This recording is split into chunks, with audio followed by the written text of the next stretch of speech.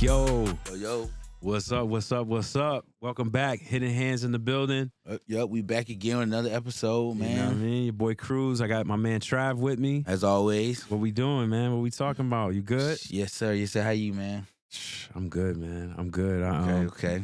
This topic we want to get in today, man. I gotta paint this picture for the people. Okay. That- We was talking about this the other day. So. Bro, I ain't gonna lie. So basically, my favorite movie all time is Godfather 2. But in the Godfather, the original Godfather, there's a scene where Michael's at the table and he's about to off these two dudes he's at the table with, right?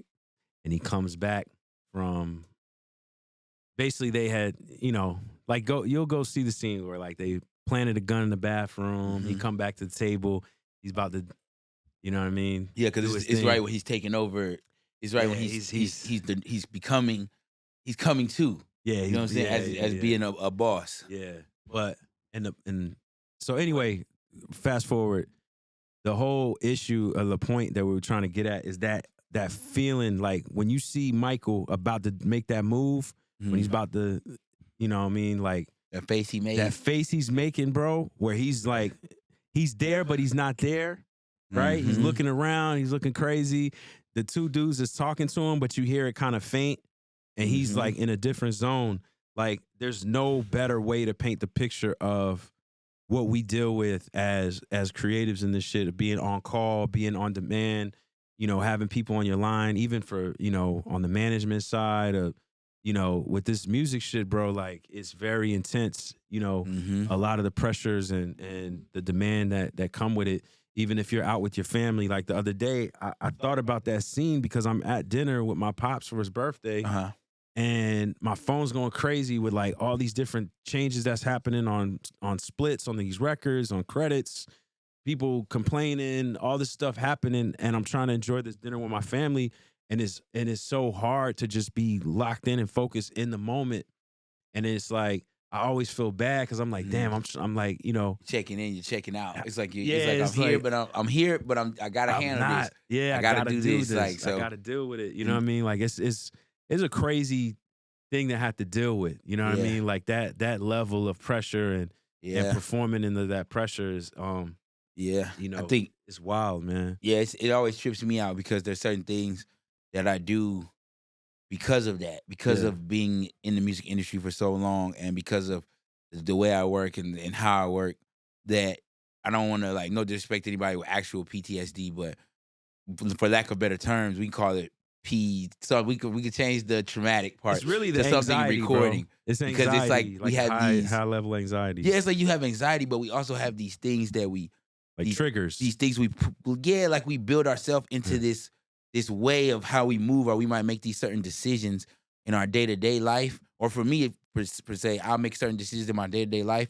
that have been stemmed off of being in the music industry, or have been stemmed off of being in the studio for long hours, or constantly doing sessions, you know what I'm saying? Or constantly recording. Yeah. You know what I'm saying? So it's like an example, right? If you're on call,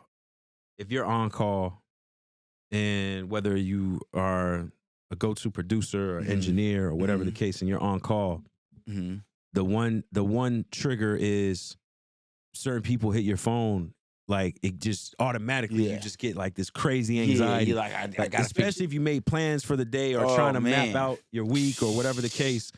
And you get that text or that call where it's like, you know what's coming next. You know what's coming next. Like it could be the yo, it could be the what up, the where you at. It could be so many different texts or messages that you get where you're like, and that's part of it. That's part of something I always account for, is like, man, if I make these plans, like, because it's hard to make plans, like as with my family and stuff.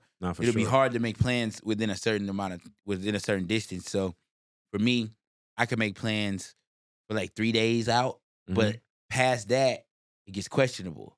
You know what I'm saying? Because it might be, if I say, hey, I can do this with you on next Monday, and by the time next Monday rolls around, it could be something else that comes up as far as work-wise, you know what I mean? As far as music and as far as, you know what I mean, recording and stuff. So I ain't gonna lie, I would there was times where, and And me being on call, I couldn't even plan for tomorrow. Like, you know what I'm saying? Yeah, see, yeah, So you feel like tomorrow you like, I might pull up, I might not. I don't You know don't what give the people plan is. You know what I mean? actual. Yeah, it's no schedule. Yeah. There's no schedule. It's So like, I find myself not telling people I actually be there, like answering questions like in a way to where it's like, if I have to cancel on you, yeah, I kind of warned you at the time that I accepted the invitation. right. You know what I'm saying? Yeah. Stuff like that. Like It's a wild way of doing like working. Cause like even it's like, bro, that shit lingers like as you're trying to sleep, you're trying to relax with your fam. You can't fully be relaxed because you're always like I said, you get that phantom buzz in your phone. Like you know what I mean? Like your phone go off, you're like, shit, what's this? And it's like a weird thing to where if it goes too long without your phone ringing, you get the opposite, but it's kind of the same feeling. You know what I mean? Like you want your phone to ring, so you want to have this free time to yourself. But then if it's like, okay, I had a free day today, I had a free day tomorrow. Okay, what's going on? And then you might make a plan. Like, well, I've been free the whole week. Yeah, let me make some plans. Man, it's going left. Yeah, it's going. Yeah. So that's one of the things definitely that sticks with you. You know what I mean? It does, bro. It changes your whole way of working. You know what I mean? Like the way you live your life. Like, and I try to do better. Like when I'm home with the fam, I try to stay locked in. But it's really hard because it'd be like it might be a call you've been waiting on for like a couple of days that'll happen to call you at a certain time when you locked in with the family, and it's like, fuck, I gotta take this call. I've been waiting on this person to call me. You know what I'm saying? Like, and they step away, and then it's just like, you know, that creates another thing. Yeah, I was just thinking another thing that I'm weird about, like the weird quirks that I have from this shit is like, one is my clothes being ready, like and being ready for me to go and stuff. Like, I can't. You never know when you're gonna have to leave, so it's like as soon as I get back from a trip, I make sure everything's ready to go for the next trip. I make sure everything's ready to go for sessions. You know what I'm saying? Like it has to be, because then I could go hang out, or I can go catch up with these people, or I can go catch up with that person. But just getting that call and not being ready on the other end is not, you know what I mean? That's not a good place to be. So so sometimes my girl be like, well, why you we got time to do this? Like, no, you never know. It could be tomorrow. It could be today. It could be later tonight. You know Shout out to the wifeys, man, because bro, they deal with so much shit, bro. I'll be like, damn, man, I'm so blessed because I ain't gonna lie, like, you know, me and my wife got together at the very beginning of when I really started getting, you know, like taking on a lot more work. You know what I'm saying? And like really running around and traveling. And she was at the very beginning of that. So she was with me from the beginning of this hustle and was more understanding. Of course, it's frustrating. Like, there's no way you can erase like how stressful it is and frustrating. But obviously, you know, having somebody, you know, hold you down through this whole process, it's like, bro, that means everything. You know what I mean? Like, so definitely shout out to wifey. You know, I know it's the constant grind. It's different. This game is like you're always like one play away from the next thing. Like it's that you're one record off. You know what I mean? You're one record away, as they say. Like, you know, from things even getting even more crazy. Like if you do catch a stride. Yeah. You know, so just being consistent in this business is really tricky. Like even people that I know that have been in it and that on from the outside looking in, you like, damn, y'all shit lit. You might be going through it, bro. What? A lot of layoffs happening, a lot of restructuring, a lot of this, you know, this economy and everything going on. That shit is affecting every industry, bro. Yeah. You know Especially what? A lot has changed in this. Yeah. So that and then another thing about the spouses in this, it almost becomes, from what I've seen, it almost becomes where sometimes I've seen spouses make or break people. You know what I'm saying? Like I've seen spouses be like in a situation to where they can't really get with the whole, because this shit kind of like I don't want to say like a professional athlete, but at some point your home becomes involved in this as well. Yeah. You get what I'm saying? Like at some point the spouse's foresight has to be, she could think a little ahead of what's going to happen too. Right. You know what I'm saying? So it's almost like a team effort to where you need that. You know what I mean? Almost like the old school, like you got to have my lunch packed. You know what I'm saying? But it's just not the regular lunch. It's not lunch. It's like your equipment. You know what I'm saying? Right. Or like for me, it's like my gear or a certain chords and stuff. Like you see that somewhere, you gotta because I could end up in a situation to where I need that fucking chord. Yeah. You know what I'm saying? Yeah. But you can't just, you know. Man, that happened to me a few times where I had wifey came and brought me some shit because I was like, yo, I forgot my damn interface, or I forgot this. Could you bring it? And you know what I mean? So it gets hectic, man. It's a really wild industry, and it's really hard. I don't know if you run into this. It's hard to like really explain it to your family, like what we do, how we make money. They know the end goal of like how we help these artists put out these big records, and they're the ones with all the money, and so they're looking at us like, well, you work with people that got tens of millions, hundreds of millions, and you know what I'm saying? The industry is what it is, and all these big wigs, and having them understand our hustle and our grind in it, you know, even from like when we're not in the studio, but we're on all these calls and we're networking and we're jumping out to different events and having to go to different, you know, like I go to Grammy Week as much as possible for networking purposes. I'm in Atlanta a lot. Like, you know, I'm here this week, and it's like, you know, it's a lot of like,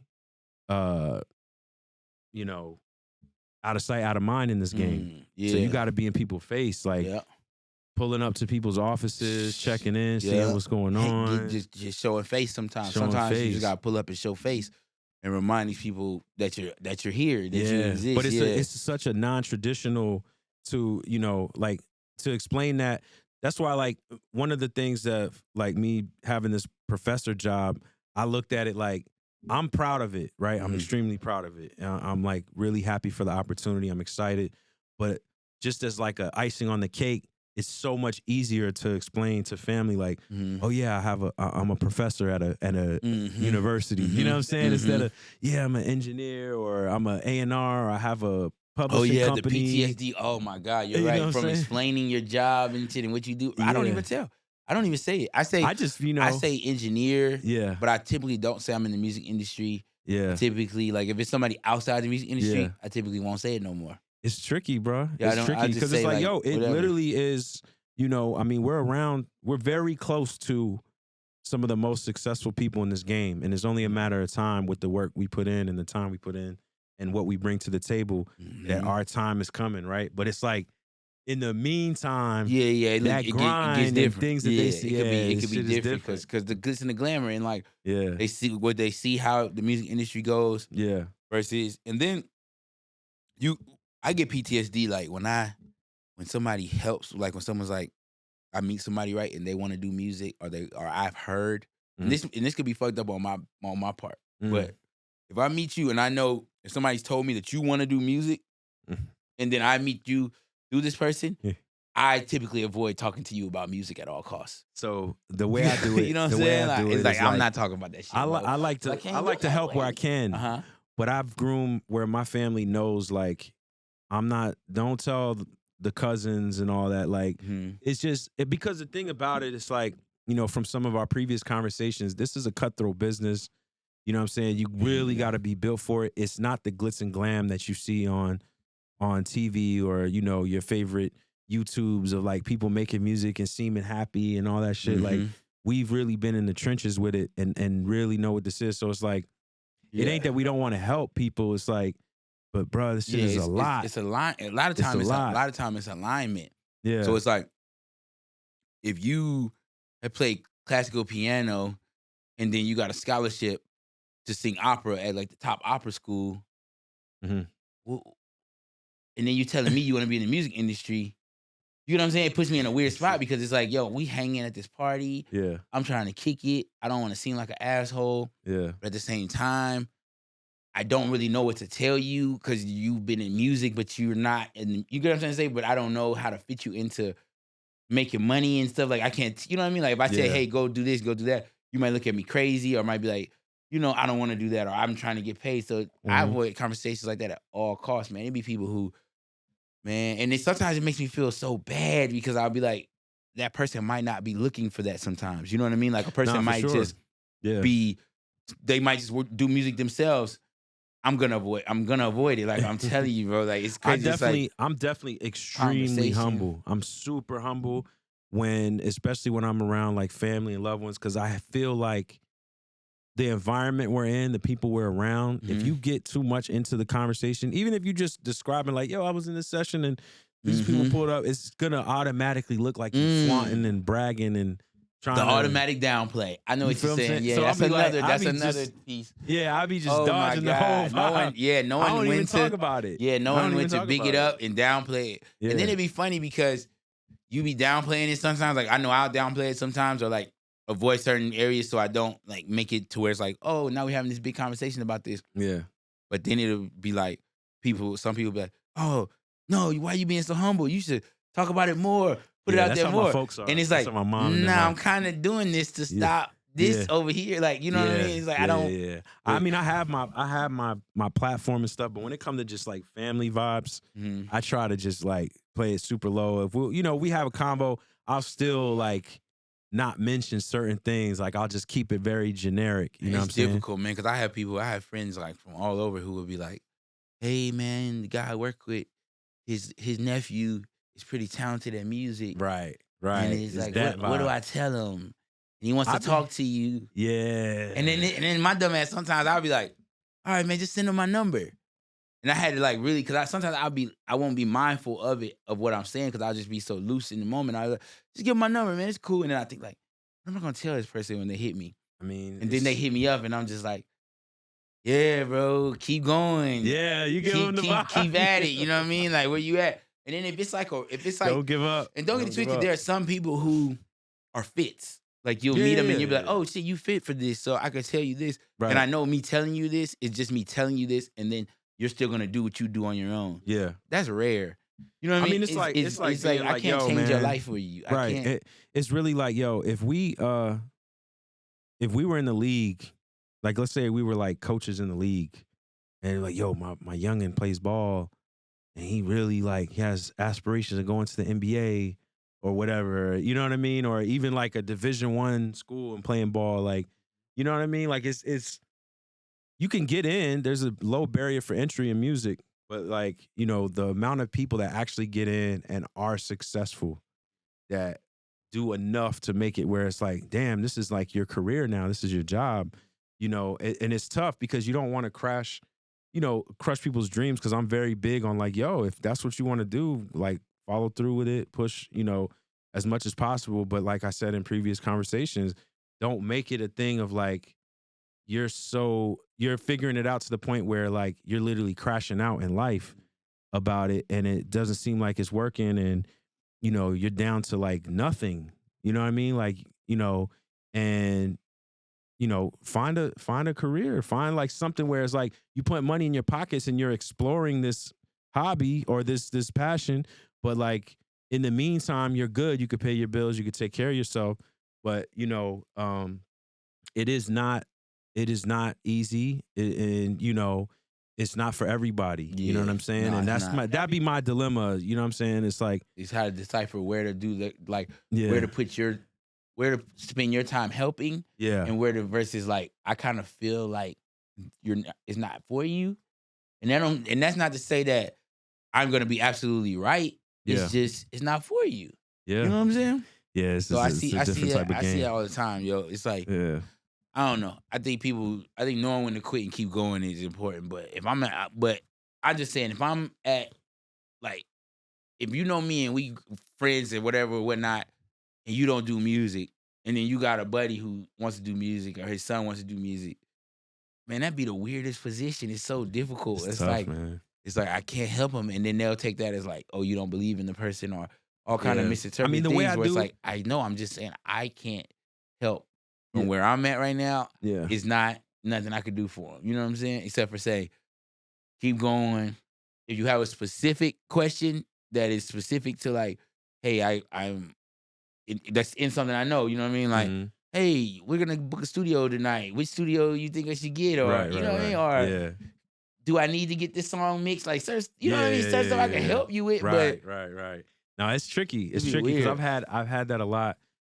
Over the years, and what I try to do is just be as realistic as possible. Like I definitely give those combos of like, yo man, just you know, you just got to keep at it. You got to, you know, sharpen your iron. You got to, you know what I'm saying? Like it's not just like an overnight thing.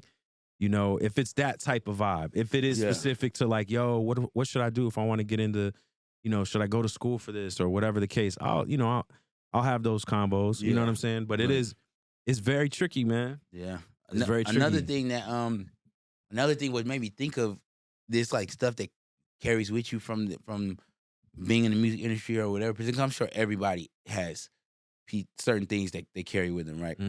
But for me, made me think of this shit was the diet, like the way I eat food. Yeah, I eat it like I be in the studio. You know what I'm saying? So let's say, so coming up, you spend so much time in the studio. You spend basically all day there, right? Yep. So coming out, it's like this engineer thing where it's like your food is like when you come out to eat, you've been in the chair, you've been recording, working on records, you've been so locked in. And when you come out to eat, you want to eat something good. You want to chill. You want to relax. You don't want to be bothered. You want to do the right thing you ordered.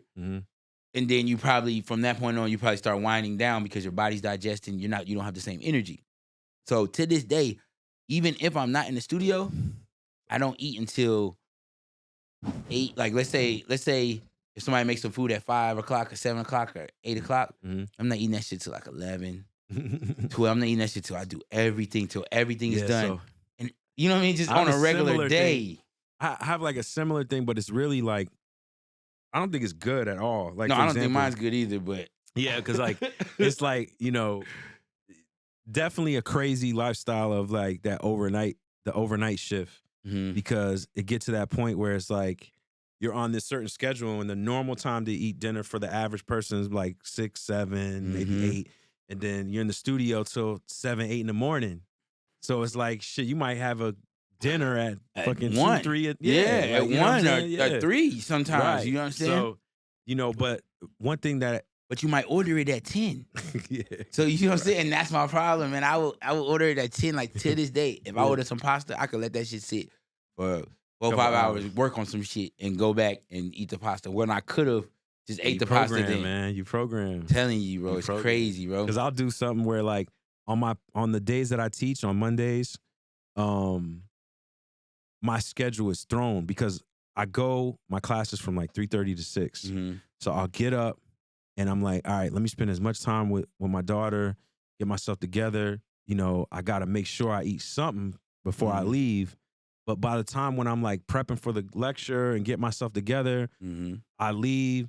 I go like, you know, wifey's close by. So like some of the days I'll go pick her up from work. By the time I get home, it's like 7:30. I haven't ate since when I left the house. Yeah.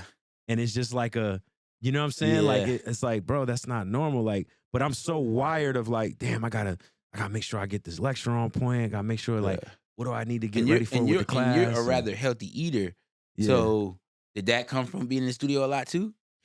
Nah, that's a whole other conversation. Okay, that was like my cousin. Somebody just put you on. They just he put me on because he studied under Dr. Sebi. Okay. And then he was like, he couldn't get me to talk till like I was in LA.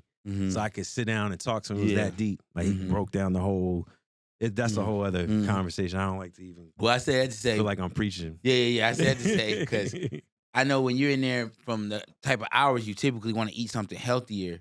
Throughout the day and lighter. They used to get on to me because at the late night, the only thing available would be like falafels. What? You know what I'm saying? Some bullshit. Like you ain't got much to choose falafels, from. You know. Whatever the little 24-hour spot is that everybody usually goes to. Some spot like. Or a diner. I could maybe get a salad at a diner if I'm in New York. Like in the A, we have R. Thomas. Like that's like the go-to. R. Thomas. I used to get R. Thomas. In the middle of the night, everybody gets R. Thomas. R. Thomas. We get those wings. Before I converted to being vegan, I was R. Thomas out. Yeah. Like, them wings they had. R. Thomas, I would get J.R. Crickets. Like, you know what I mean? 4 in the morning. It's late. Yep. It's late. It's like 4 in the morning. Your options are slim. And then you end up, that's how we gain weight in the studio. Right. That's how we end up being more health conscious as time goes on. Because it's definitely a rigorous schedule, you know? Yeah. So, man. Man, I wanna tap in. If we got a second, I want to tap in my brother Emix. Emix. Yo. What's up, my brother? I'm good, man. In the mix, man. Yeah. Listen. Hey, man. I know you in the mix right now. You know what I'm saying? I know you active. I got my brother Trav with me. Yo, what up? You live on Hidden Hands, man. Welcome to the show. Brother Trav, what's good? What's Love to hear happening? them. Yes, sir. Yes, You sir. already know. You already know. Man, we just really were talking about this issue we have as really industry overall, but just specifically what we've, as engineers have dealt with anxiety and, I guess you could call it PTSD, some of the triggers, the phone calls, the phantom buzz, the not being able to make plans. And we just wanted to call you and really get your take, because I know, you've actually been in the game longer than me, and have been a part of a lot of history, you know what I'm saying, with MMG, with Gucci, with the Miami scene, a lot of the newer stuff. Just wanted your take kind of on the whole thing that we deal with, man. For sure. Well, I think you hit it on the head earlier in what you were saying. I think probably my lasting lingering thing is basically not being just in fear of always trying to schedule something, like I honestly barely ever know what I'm doing from day to day. Even worse, what am I doing at the end of the week or at the end of the month, or you know what I mean? Yeah. So that's probably the biggest thing, because a call changes everything, Right. and you never know if that call is going to be the call for the project that's going to change everything. Right. It's always this anxiety of it's like FOMO, right? Fear of missing out. Because we could always make that decision and say, nah, hey, I'm chilling with the fam right now. But is this the then to that's gonna elevate me and the fam and take us to a whole nother plateau? Yeah.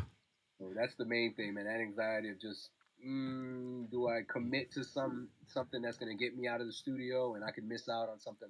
Yeah. Cause it's like you want to chill with the fam, but they're like, fam gotta eat. Yeah, so like, fam gotta eat, bro. Fam gotta eat. It'd be a weird, we in the Wild West. Mix. And then you always have like the looming thing of like, man, cause in this game, we never know where the opportunities come from. Like it could, this guy, that guy, you know what I mean? It could be a random person in the studio that day that could lead to a lot of money for us. So, you know what I mean? Being like, nah, I'ma chill with the fam, that should be difficult. Every session, man, I say this to a lot of engineers, especially up and coming. Every session could be the session that changes your life. This could be the song. This could be the record that, sets us all up. Whoever's in the room, man, we all blessed on this one. This is gonna go. Yeah. And and I've said this many times too. We're like have an addiction to it. It's gambling. And it's not regular gambling. It's not just hey, this is high stakes gambling, all in, all out. We all in on it every time. Yeah. So the stakes are that high, and so when the win comes in, boy, it's huge. But a lot of L's we take it in the middle, just gambling. Man, boy, yeah, a lot of L's. Yeah, that's really the best analogy for it. Is that gambling addiction analogy? That's really it. Cause man, we keep rolling that dice, but if you take a day off where you don't roll that dice, you be like, dang, I coulda. You never know. It could always be that day. Yeah, that day. It's like I have like a story about my old boy always played like the same number on the lotto for years and years and years. Yeah. And I think he switched it up one week and that number hit. Damn. Oh. Yeah. And that lingers with you. Yeah. Definitely does. Yeah, that's hard to sleep with that one. And I've honestly been a part of, I don't think I missed out on a lot of major things, at least that I know of. But there's definitely been scenarios where like I had an opportunity to be a part of a record, and then for whatever reason, scheduling or something happened, and I didn't get to, be a part of it. And then I see it do something, and that's like, yeah, exactly. It's tough, man. It's like, it's like you said, it's like DraftKings or, some other like form of gambling. But, man, like what's some examples? Cause, I think we all have kind of similar stories. Like what's some examples where you were, you had an event or you were out with family and you get that call and you just drop everything and like, yo, I got to do this real quick. Yeah. So, the one that comes to mind is, this is a while back, but, I had a family day. I was, I had a day, me and my son, it was the release of some big movie, and that was like his. I had locked it in for him, man. We're gonna go see the movie. It might have been one of them big Marvel The movies, Minions or something. Yeah, Nah. something huge that we were there on the first day. We're gonna make sure we see this opening day, and we there Man. watching the movie. I don't know, maybe 15, 20 minutes in, and I get a call, and I'm already got up out my seat. I'm off to the side so I can get on the phone, and they're like, "Yo, so and so's in the stew.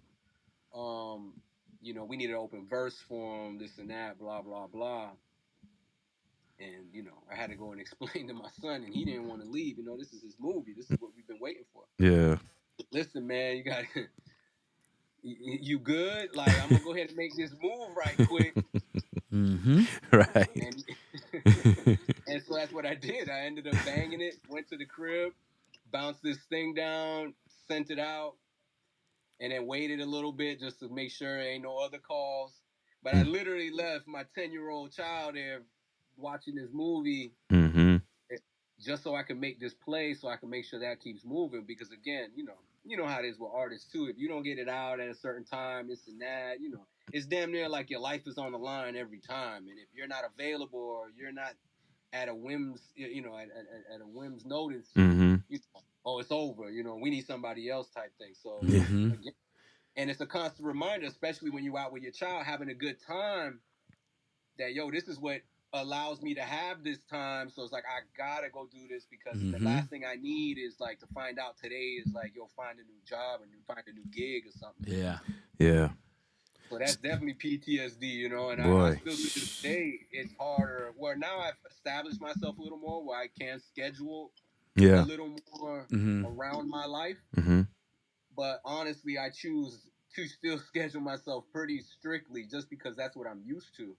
And that's kind of what I associate with winning in the game. It's like constantly staying in the fucking studio, working. And if I'm not working, I do get a fucking jitters after about maybe I've been enough I've been enough in it where I give myself at least 3 days. But then at the end of that third day, I start to get like itchy, like, yo, let me start making some phone calls. Like, like right. now it's too much time. Like I need to be working. Man, listen, I ain't gonna lie. I had a moment, man, one of the moments that stands out for me was when me and wifey had first kind of started dating. It was like early on when I first got with the squad, right? We were at brunch, and I'm like, they're not even in town. This is the crazy part. They're not even in town. So we're at brunch. We get seated. We order our food, and I get a phone call from my OGs, like, yo, they need you out there in LA, but can you leave like now? Like, we need you, like, what's the next flight you could get on? Like, we need you like urgently. Yeah. I ate the brunch on the plane. We had to take it to go. Wifey knew what it was. She wasn't happy, but she was like, this was like earlier on. I ate the brunch on the plane, and it was still hot. Like, it was that crazy of a move. Like, you know what I mean? It's you off over here real quick. Yeah, it's a pretty wild. I mean, if you look back on some of these moments, it's like, bro, this shit is crazy, man. Like, it got better over time, but it's like, man, like you really, you know what I mean? I've had scenarios, man, where we were like in the thick of the album, and like there's only 2 dates that I always mark off on my calendar that I've held fast to my whole career, regardless of what point I was in. It's my grandmother's birthday and my son's birthday. Yeah. And I remember one time I was like, we were like forehead deep in like deadlines, and we got to turn this thing in, but it's my son's birthday. So I had worked ahead and got everything situated, but the artists still be antsy, and they need you there, and I actually had to like negotiate to go to my son's birthday, and I literally flew in that morning, and then like spent his birthday with him, and then flew out like 4 hours later just to do that, just to go back to the project. And of course, a lot of times that hurry up and wait shit, I get back, I'm back, guys. Oh, well, they went out. They're in the right. They're fucking hanging out and shit.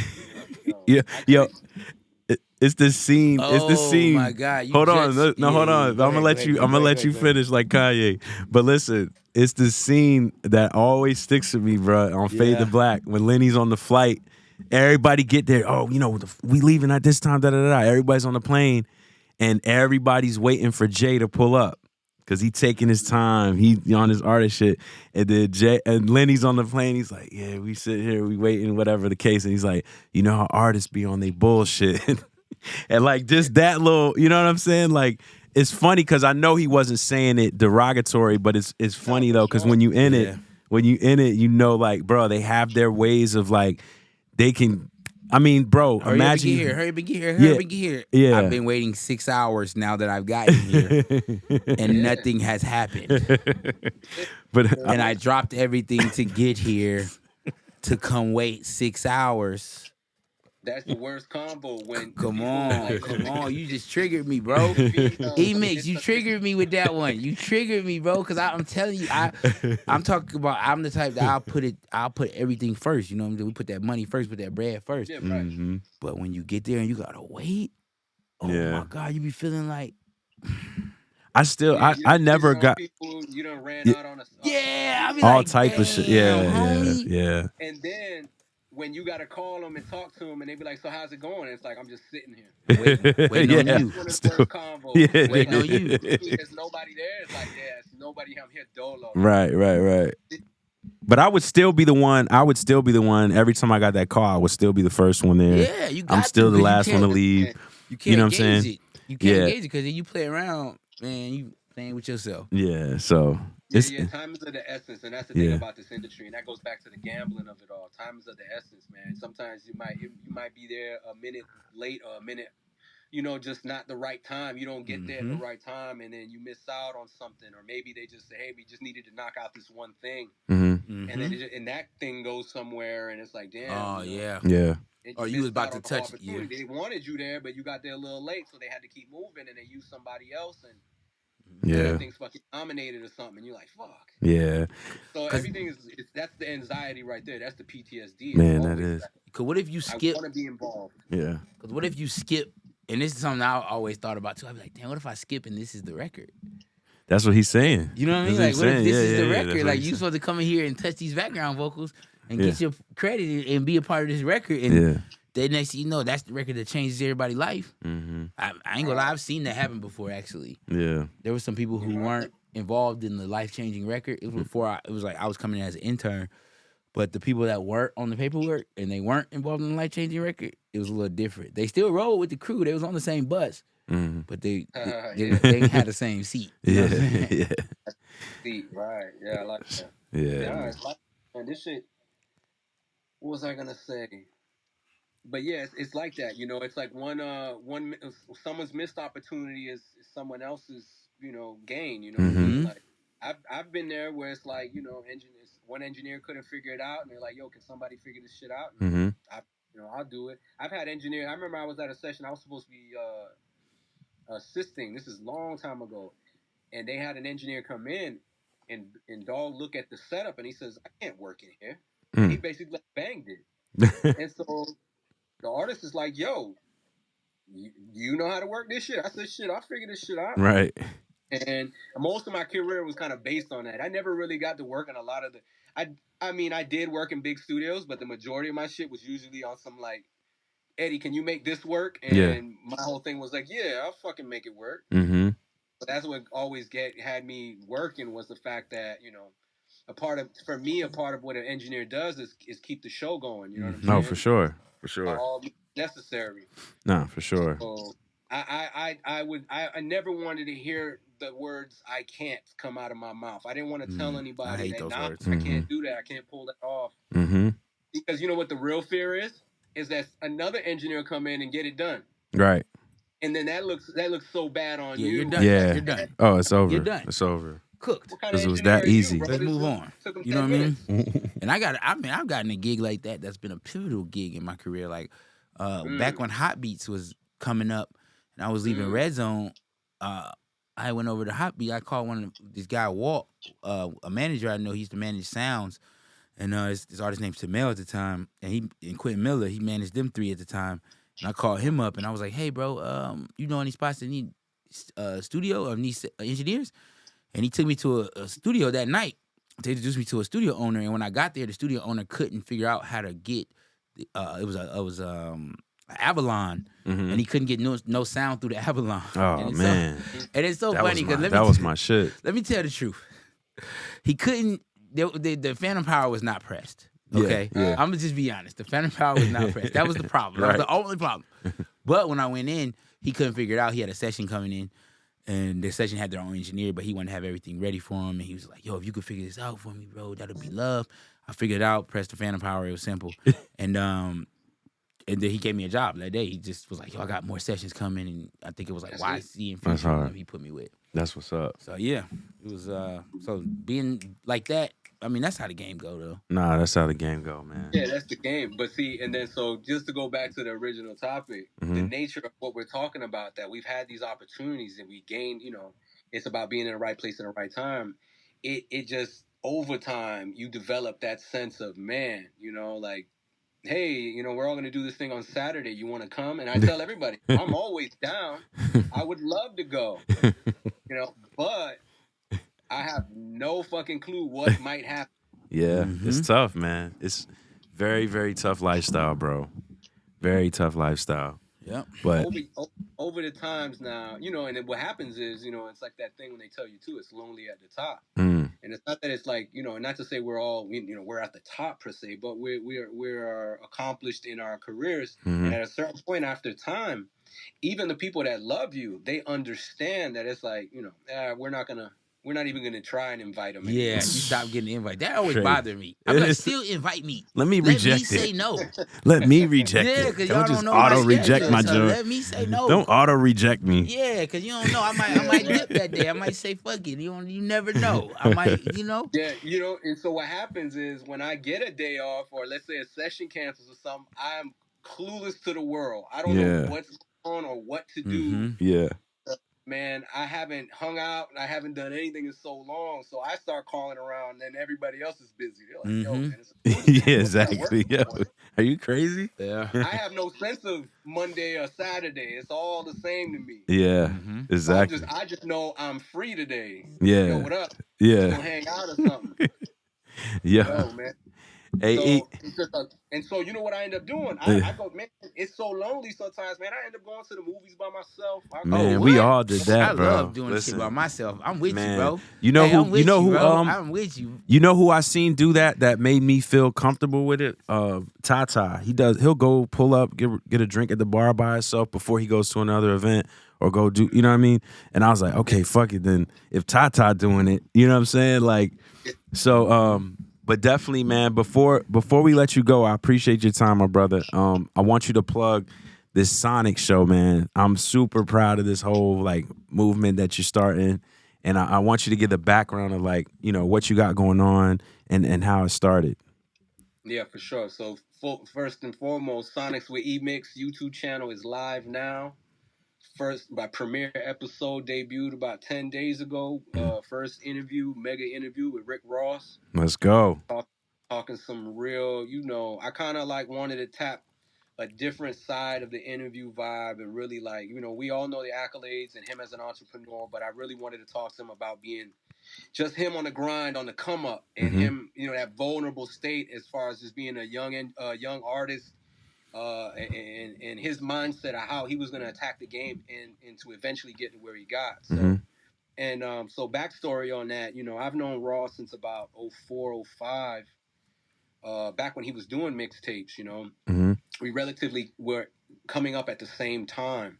And honestly, as an engineer, I was actually a little more established than he was, just because at that point I was already had platinum under my belt. I was Grammy nominated. I was working with Trick Daddy at the time, which was one of the biggest artists in Miami at the time, in the South in general. And that's how Ross came across my radar. And so we actually discussed that in the interview a little bit. So over time, we just developed a relationship, on grind, and we just kind of respected each other's grind. And so for a long time there, maybe about it's been years now, man. He's always kind of nudged me and you need to be putting out, like, get yourself a podcast, put out game and da-da-da. And I'd be like, yeah, no doubt. But I was like, I just don't got the time, etc. And then I was like, I don't really want to be in front of the camera.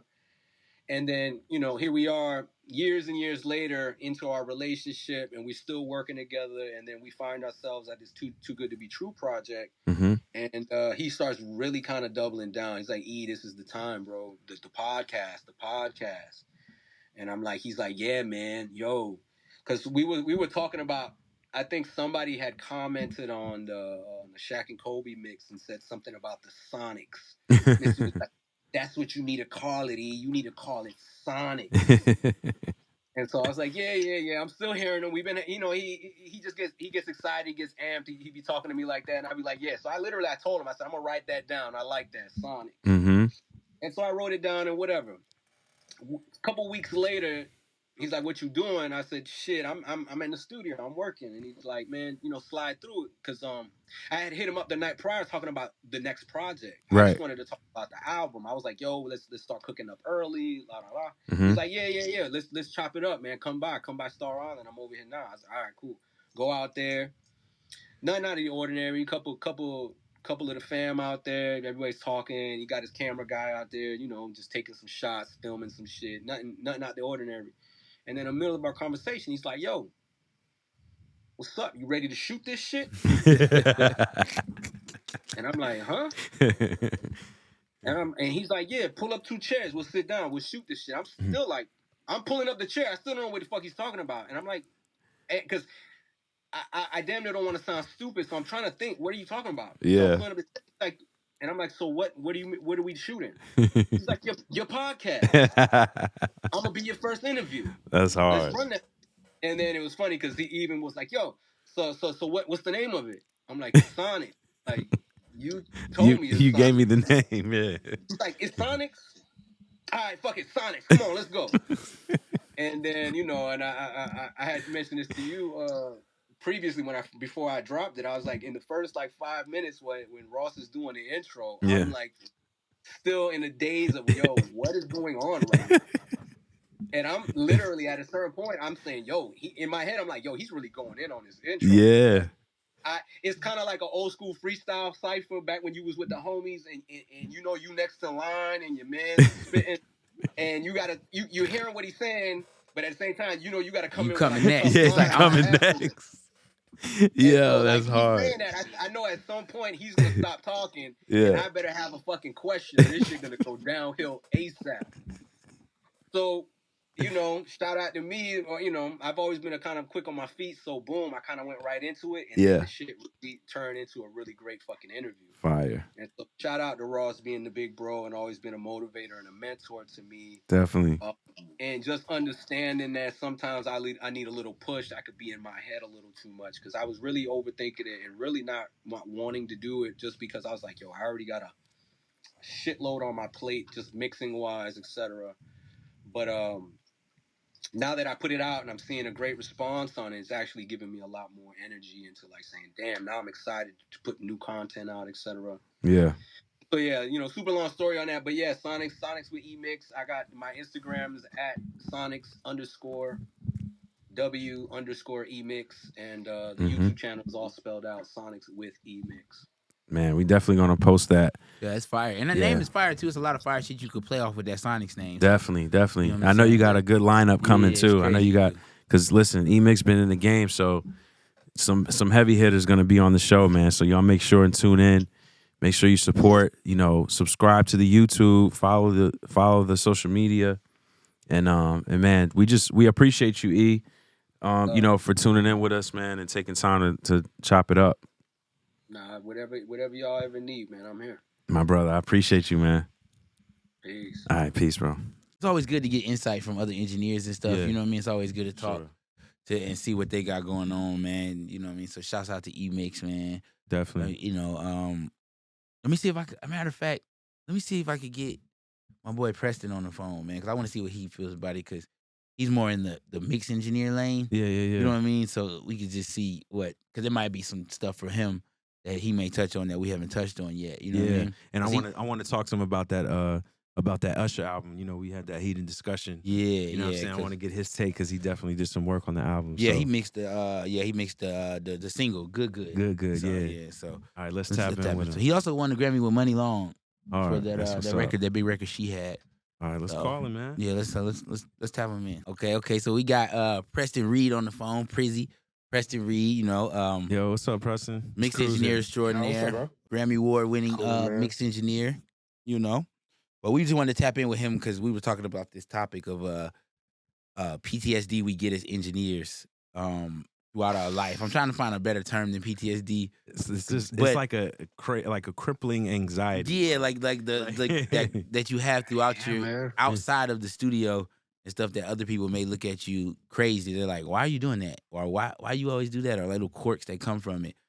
So I was just trying to see, you want to tap in about that. One of them that carries over into like your personal life is you become such a problem solver by nature that like, maybe your significant other or your kid or something like that, they may come to you with a problem or really just venting.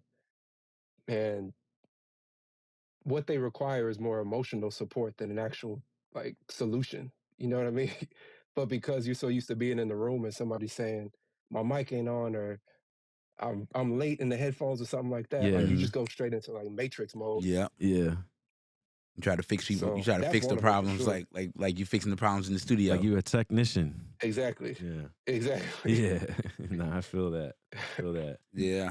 No, one of mine I was sharing earlier was that I buy my food. Like I can't eat unless I'm done working. You know what I'm saying? Like unless I'm done with everything. Even if I'm on an off day, I'm not just pigging out. I'm like still gonna let it sit there, still gonna go focus on something else, still get locked in on something else, and then gonna come back. And my girls they always be like, well, why don't you never eat it when I cook it and it's hot? You never eat it when it's hot. And I'm like, I can't. You know? And then we had Emix on earlier, and he was talking about how he doesn't like to make plans. Like making plans with people. You can't see what 2-3 days out. I could tell you I may be there, but I may not be there. Yeah, everybody in your regular life thinks you sketchy. Yes, oh my bro. God. That's why I say you start getting taken off the list of invites. Yeah, they don't even call you no more. Yeah. Yeah. I'm telling you. And then even just like, I was talking about just being in an environment with family, and it's just like you can't operate normally because you're just like waiting for the phone to ring, waiting for a text or an email or something to just throw your whole shit off. And it's like, I don't know how to describe it, but it's like you're expecting something to interrupt your peace. Yeah. You understand what I'm saying? It's almost like you have a cushion for it, but that cushion is kind of... It's throwing you off from interacting with your family normally. Because I think about myself, before the industry to now, and I'm like, I'm not the same person, bro. Yeah, nah. I'm literally not the same person. Like, it's that bat phone, man. When it rings, you gotta drop everything you're doing. Boy, that signal go up. Yeah, that's the truth, man. You got any other stories about that? Like, what's the wildest? Like, you were doing this and then you had to leave it, or you had to go. You got that call. I mean, he said, I never gave myself a life. I just wait for the call all the time. I mean, Travis, my whole 20s was in the studio in the dungeon. Yeah. A lot. That lock in. I used to sleep in the stew. I bring like for the weekend, they had the shower, rock the mic, bring your shit, and sleep on the couch or whatever the case. When they got comfortable with me as an assistant there or in house, they would just let me just rock out. Like, all right. Yeah, so I wouldn't have to like move around too much because they want you there. Were too like consistent. There. Yeah, they rather have you there than you be in traffic or somewhere trying to get to them. That is not a lifestyle I recommend to anybody, but it's a necessary evil sometimes. Yeah, you got to go through it. I mean, well, I don't know about today's game. I'm not too sure about how the young engineers come up because it seems like assisting positions are getting like thinner and thinner. But I would feel like it would be the same today. You gotta go through that. You gotta go through. There's stories, similar stories, but a lot of sticking it in there. You know, I think what I mean? There's a whole other conversation here though about just like entitlement from the newer kids, but you said the entitlement. Yeah. I mean, that's a whole conversation. There's a whole other. We could call him back. Let's call him back on that. Yeah, that's because a lot of my guys like and just like I guess you call it like proud dad moment or like proud OG like.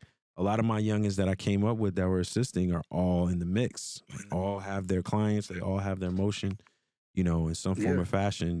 Like kids that I came up with in LA studios and studios out here, all are somewhere with, like all of my favorite ones, I will say. You know what I'm saying? The ones you knew, the ones you kind of felt like, like this dude's doing sharp. all right. Yeah, he's they're all kind of in their certain spots. So it's really cool to see that evolution, you know what I mean? And we all agree and deal with the same stuff. Like it's just like a culture, bro. It's like, and it's the process too. Yeah, like you it's can't definitely really the process. You can't rush the process, and anybody you see that like immerses themselves into the process for better or for worse, when it works for them, like you're so happy for them. Yeah, for sure. Like Travis, Richard. Like Richard was one of my first assistants. Bro, we was just talking. Just got him a Grammy with Tyler Waters. Yes, bro. My folks produced the record. Yeah, we were talking to the producer on the other episode. Oh yeah, yeah. So. But when I saw that, bro, when I saw Richard won that Grammy, man, I was so happy for him. And it's that the underdog story on where because traditional engineer shit, he stayed down. Wasn't about the money. It was let me figure out where I need to be. Okay, I need to make beats. Oh no, I don't need to make beats. I want to tune vocals. Okay, let me tune vocals. Let me figure this out. Okay, let me figure where I need to be here. Yeah. And then he found the spot. But he had all the other shit though. Something to help catapult. Yeah. You know what I mean? And walk away with something. Yeah. Right. So. And I mean, he committed himself to showing up every day. Every day. That's like the biggest thing is just showing up. Yeah. Every day's not going to be a home run, but the fact that you go at it and you put yourself in a position where opportunities find you. Yeah. Especially when you're prepared for them. Nah, for sure. Yo, man. So, what's the latest project that you worked on that hit the DSPs? The latest project? Man, it's a bunch of stuff. But as far as the most recent thing that came out that was bigger, was Usher, Good. I mixed that. Fire. Okay. Fire. What'd you think about the album overall? Definitely clap it up for that. Congratulations. I appreciate it. It was cool. It was cool. You could be honest. I mean, didn't give it a full on listen, to be honest. Okay, so so I skimmed through it. Yeah, that's what I've been hearing a lot. Is like, it was more of a moment. You know what I mean? Yeah, it's difficult with the Usher shit because, like I said before, man, I feel like it was supposed to be something new coming. You know what I mean? I feel like it was supposed to be something new, and it wasn't there. And we had a conversation about this previously, and I was explaining how I feel like the producers let him down, but not the producers that he worked with on the album. The production in the game, in the music industry right now, if you're Usher, what can you do? Where can you go to get something that is going to be on the level of what I've been giving you guys, but it's also a new sound. It's also something that you're going to want to hear over and over again. It's like these young producers, to me, if I would think that they would make the stuff that Usher's probably already made.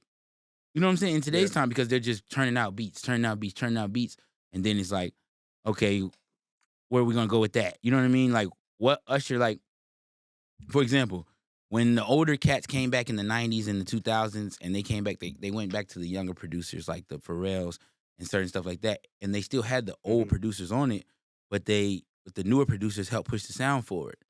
I don't see a space for that at all now. What do you think about that? Mike went to Rodney Jerkins.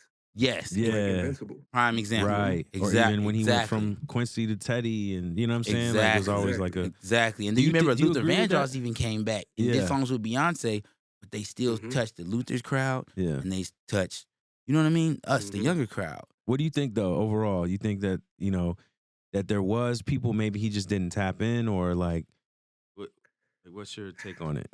It was tough because Good was the only, it was the only song I mixed that made the album. But like, to be honest, that was my ultimate goal, was to, he's Usher. Like, I don't want him to sound like he already made it. What's the point? Right.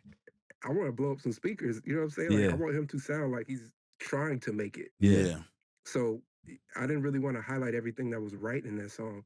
I really wanted to exaggerate the things that were a little imperfect. So the bass is probably like 2 dB too loud, but that was on purpose. Gotcha. You know what I mean? I wanted him to sound like he's coming from the hood and not just like from the stage. Yeah. No, that's real. Yeah. Oh, that's real. No, I respect that. Yeah. I respect that. Well, no, I appreciate you touching bases tapping on in that. with that. Yeah, because I was just, a little off topic, but while we had you, we had a pretty heated discussion. Yeah, we had a full blown discussion about that. So I said, yo, You know, he told me, and I was waiting for you to just say it because he already told me that you dealt with the album. So I was like, so why don't you? Yeah, he's like, ask your boy how he felt about it. I'm like, I don't want to do Yeah. But he ain't do the whole album. He did the single. It's cool, you know, though. and the single it's all good. is where it's at. You feel me? I'll take good. it. Yeah. You know? It's all good. Yeah. Well, it was a good single though. Yeah, definitely. Did what it was supposed to Appreciate do. it. But You know? yeah, but definitely, we definitely appreciate you tapping in and kind of adding to man. to the convo what we've I been love what talking y'all are about. doing, by the way. Nah, for sure, Appreciate appreciate it, bro. that a lot. Appreciate it, man. Definitely appreciate that, man. Then we're So- going to come over there and rock with you guys at Audio Academy, man. We're going to get like a Pull up, mashup or man. something, man. Nah, come on, let's do it. Let's do it, man. Let's do it. Yeah, let's do it. Yo, let's give him a drop real quick. Well, talk to us, man. What you guys got going on? What you working on?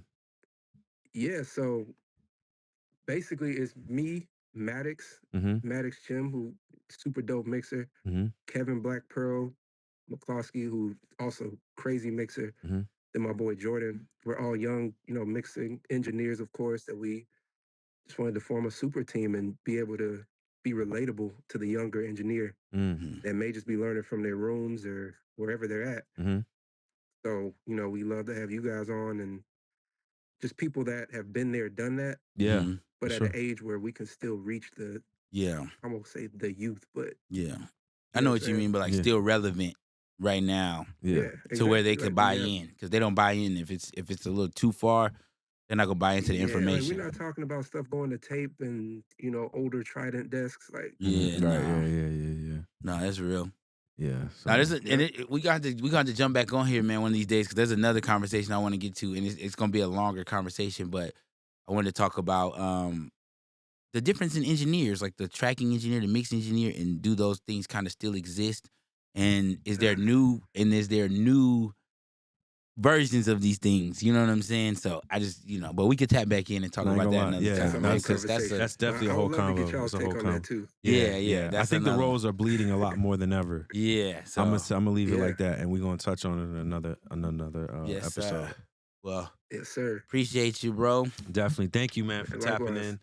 We definitely gonna do something together, with the Audio Mhm. Academy, and Definitely, they're giving out Sure. real gems over there, man. They're Yeah. giving out real, like, you know how some people be like, I'm gonna teach them something, and then they kind of like, here and there. They're They're giving out retaining the real information tricks and and- the Yeah, real yeah. things you can use. We'll give them everything. That's what I Yeah. really like about it. It's Yeah. not no holding back. right. So, Yeah. Let's do it, But man. yeah, But let's do it. all right, for sure, man. All right, Thanks man. again. Appreciate you. Sure. appreciate you, brother. I'll see y'all. All Yep. right, peace. Yep. Man, I wanted to get into, part of, this whole balancing act with family and, Mhm. the industry we're in and all the things we got to deal with. There's a lot of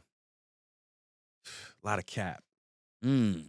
A lot of cap. So it's a lot of wasted time. I don't know how much you deal with this, Mm. but you get a lot of people wasting your time, right? Like gassing you up about opportunities and, you know what I mean? Like, I give certain people their grace just based on their situations, but it'd be a lot of people that Mhm. just, Like, what you it's mean, though? Like, bullshit. what you Like, mean? Like, I'm so I a, can you see- know, just give me a hypothetical. You ain't got to give me one for Alright, you. so Just a hypothetical so I can see. like, hypothetical, super hypothetical is like, yo, Trav, man, I got this artist, man. I'm gonna have you, mhm.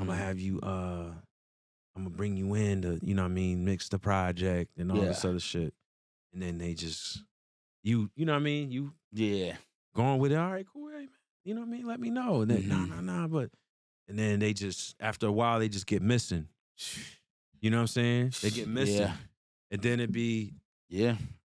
and then you the get, cap the cap, and that Yeah. type of cap it happens all the time. yeah. That's why it'd be hard because you have like for me, I have like an ambitious way of working. Like if you want me to do something and I know I'm gonna end up wanting to do it, I jump on it right away.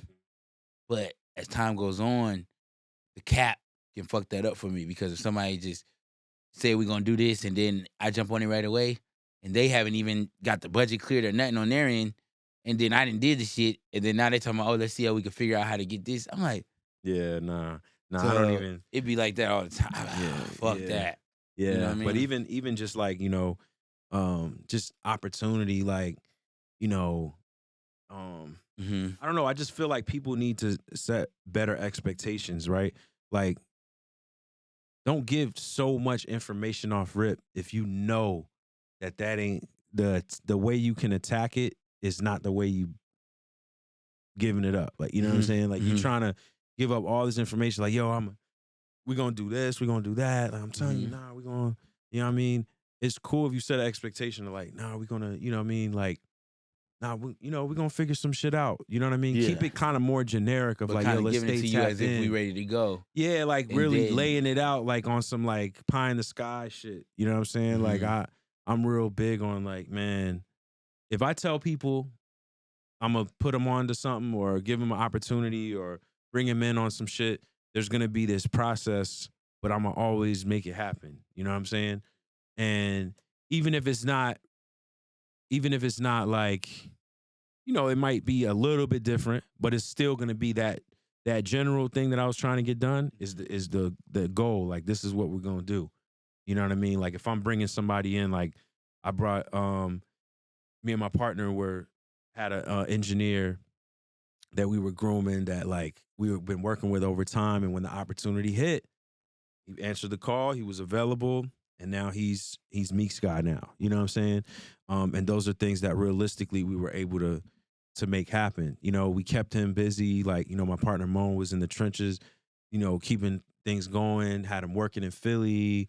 He was based in Boston at the time, and he was, you know, had him just, you know, had some constant work coming in. And then when the opportunity hit, I was able to open the door, got him in. You know what I mean? And the rest is history. You know, he was ready for the opportunity. He did his thing, but that was a realistic expectation. You know what I'm saying? I knew what my ability was, like what leverage I had in my situation to be able to make things happen. It's people that don't have that just want to make it seem like they got all this power or they're able to make certain things happen. It's cool to set a realistic expectation, bro. Like, you know what I'm saying? If it ain't like that, you know what I mean? It's all good. Yeah. It's all good. I don't even know why they do that. I don't know. I mean, for me, I've always kind of been able to read between the lines pretty good amongst things. Mm-hmm. But yeah, I don't get why they do that because you have to be able to read between the lines. You know what I'm saying? Yeah. Like, if I wouldn't be able to, I'll probably be believing a lot of shit that people tell me.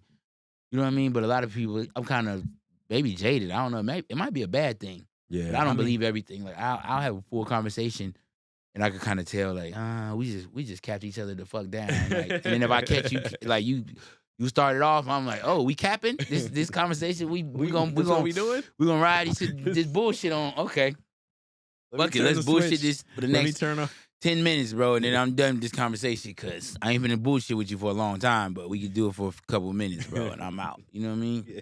But that's pretty much how I look at this shit because Yeah. a lot of times people, the one thing I noticed is sometimes these people ain't lying and they not capping. Yeah. It's like you said, they'll just be kind of ambitious to what they could do. Yeah, which is cool. I love the energy. And then it's like a weird, it's like a, like we always talk about the gray areas of this shit. But it's kind of a weird gray area where you kind of have to be ambitious and talk things into fruition. Yeah. But then it becomes an area of bullshit. You know what I'm saying? So it's like, I'm talking into fruition and then here I'm in bullshit. But you could take it all the way up to right there. But some people, man, they just sell dreams. I've seen people that have set an expectation or had a grander vision, like a bigger vision, and been like, yo, here's what we're going to do. But in the meantime, we putting these little plays together to get to the bigger thing. You know what I'm saying? So like we working some plays, we figuring shit out, but trust me, I still got you in mind for the bigger picture. You know what I mean? There's a couple of the homies in the industry that's how they play it. They're like, yo, let's do these things, but the bigger picture, we're going to do this, but let's get these things, you know what I mean, in between time. And I respect that because it's setting, again, a realistic expectation of we locked in, we working. You know, I have a bigger vision, but you're seeing action. You're seeing shit happen. I'm not just talking shit and selling you on this dream because, like, you know, getting back to the anxiety and the PTSD or, you know, the juggling act of being with family and having people, you know, blowing up your phone and you getting all these messages and stuff like that. It's like, bro, don't waste my time when I got this valuable time with the fam and I'm, you know, my time is valuable to me, bro. Yeah. Like they say time is money, but you know, once you become, especially when you become a father. Yeah.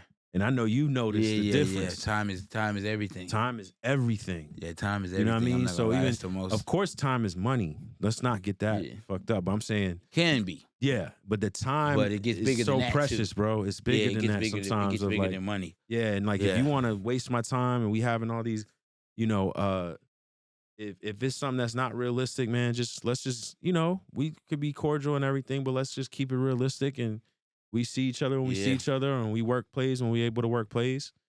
You know what I mean? And I kind of keep it pushing from there. Yeah, that jaded shit. Yeah, definitely. I'm definitely jaded in that regard. Like I don't typically buy into much people say. Yeah, it's difficult. You know what I'm saying? It's typically an action thing or you could feel like, oh, this is emotion. Let's go. Yeah. You know what I'm saying? I mean, and you know, being around the game so long, and you know, I think we've done a good job of kind of playing like humble. You know what I mean? And playing low key. So people kind of try to, you know, they'd be talking all this shit and they'd be like, bro, we got a lot of the same relationships. We know all the same people. I could go to the same doors. I could talk to the same. Yeah, I could be doing the same shit, or I could, you know what I mean? So I'm good at reading people, but I give people the benefit of the doubt.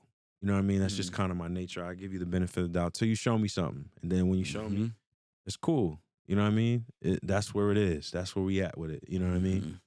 So I think that kind of just play into the juggling act in this game of like, you know what I mean? Like all the time that is potentially wasted on shit like that, where it's like, you know, I got to deal with juggling time with my fam, and I'm sitting here, I'm trying to chill with the wife and the baby, and you know what I mean? I'm dealing with. Then you got to bust that move. Yeah. So I feel it. Yeah. Well, it's all kinds of shit, bro. From food to time to how you handle your phone to everything. Like Emix said, he don't like making plans either. I hate making plans. I'm terrible with plans. So it's like I'm absolutely terrible with plans. And then you get to the point where you're not even included in the plans no more because you can't never come to shit. So, they already are. They already assume that you that you're gonna say no. And you can't even feel a way about it. You can't because you probably was gonna say no. Yeah, I respect it. You know what I'm saying? And if you become available, if y'all can make it work still, then cool. If not, I get why they carry it like that. You know what I mean? Yeah. So game comes with a bunch of shit, man. It does. Yo, man, I just want to say appreciate you guys, you know, for tuning in, for supporting Hidden Hands. You know what I'm saying? You know, stay tuned in, man. We got more coming, more special guests. If there's anything you guys want us to touch on or anything like that, man, feel free to hit the DMs, man, at Hidden Hands on Instagram. But we appreciate y'all tuning in. Until next time. Yes, sir.